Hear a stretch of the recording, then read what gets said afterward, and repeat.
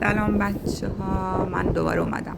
بچه ها میدونین چجوری آب میاد بالا؟ جزره، مده، والا من هنوز نمیدونم جزره یا مده، ولی نکنین یواش یواش الله بلای شیا رو داره میاد بالا.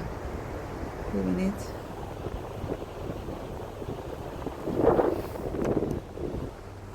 کنم این هم داره برای خودش دعا میکنه. آره ببینید بچه فکر کنم اسمش مد باشه. آره جزر نیست، مد داره مد میکنه، داره میاد بالا. باید تا اونجایی که خیسه بیاد،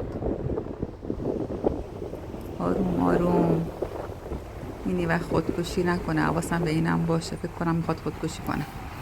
بگذاریم.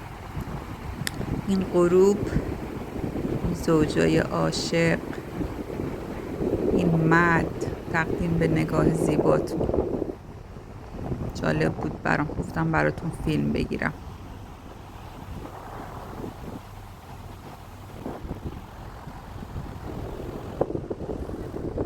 نکنی یواش یواش، برو بالا. دوباره یواش یواش میره بالا. حواسم به اونم باشه نره خودکشی کنه. اینم پرچممون. اینم یه عروس دریایی تفلک فوت کرده، مرده